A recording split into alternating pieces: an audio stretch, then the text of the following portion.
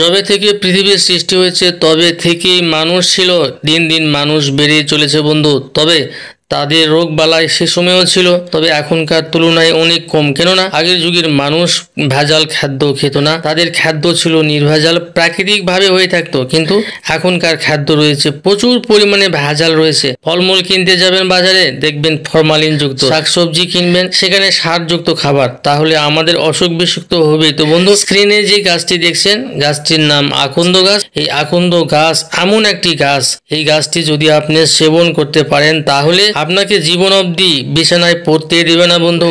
এত গন্ধর একটি ভেষজ, আপনি জানলে নিজে অবাক হয়ে যাবেন যে এটা কিভাবে সম্ভব হলো। তো বন্ধু, যাদের পেনিস নুয়ে পড়েছে, লিঙ্গ ছোট হয়ে গেছে, বীর্য পানির মতো পাতলা হয়ে গেছে, বেশিক্ষণ লাস্টিং করতে পারে না, সহবাস করতে পারে না, তাদের জন্য এই গাছটি অনেক কাজে আসবে। আমি একটা একটা করে সবই বলে দেবো আপনাদেরকে। এই গাছ পুরুষের হরমোনাল ইনব্যালেন্সকে ব্যালেন্স করে দেয়, লিঙ্গ সতেজ করে দীর্ঘক্ষণ সহবাস করতে অনেক সহায়ক এই গাছ।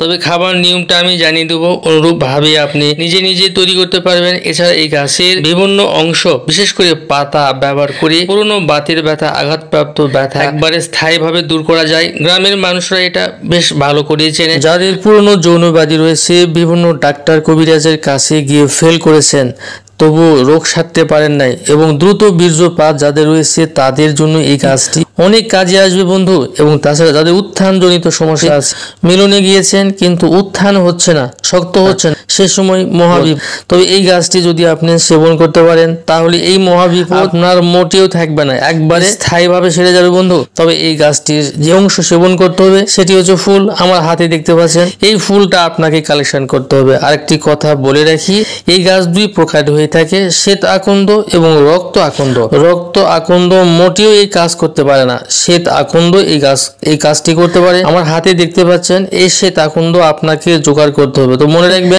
শ্বেত আকন্দ একটু কম পাওয়া যায় এবং রক্ত আকন্দ ব্যাপক পরিমাণে পাওয়া যায়। আপনাকে এই শ্বেত আকন্দ কালেকশন করতে হবে, করে বাসায় নিয়ে আসবেন। বাসায় নিয়ে আসে 100 গ্রাম ফুল আপনি বেটে নেবেন বন্ধু, একবারে মিহি করে পাটায় বেটে নেবেন। বেটে নেওয়ার পরে এর সঙ্গে 10 গ্রাম হিং মিশ্রণ করবেন। এই হিংটি বাজারে কিনতে পাবেন। এই হিংটি নিয়ে এসে দুইটি একসঙ্গে পেস্ট করে নেওয়ার পরে ছোট ছোট করে 30টি বটিকা বানায় নেবেন এবং হালকা রোদে 2 দিন যাবত শুকিয়ে নেবেন বন্ধু। শুকিয়ে নেওয়ার পরে প্রত্যেক দিন রাতে কিংবা সহবাসের 1 ঘন্টা আগে ঠান্ডা পানি দিয়ে যদি একটি বটিকা সেবন করতে পারেন, এভাবে নিয়মিত যদি আপনি একটি মাস সেবন করতে পারেন, প্রথম দিন থেকে আপনি ভালো রেজাল্ট পেয়ে যাবেন। আপনার নুয়ে পড়া লিঙ্গ শক্ত হতে শুরু করবে। একদিন পর থেকেই বন্ধু আপনার এই যৌন দুর্বলতা পার্মানেন্টলি ভাবে সেরে যাবে, যদি আপনি 1 মাস কন্টিনিউ সেবন করতে পারেন। আজকের ভিডিওটি এ পর্যন্তই, সবাই ভালো থাকবেন।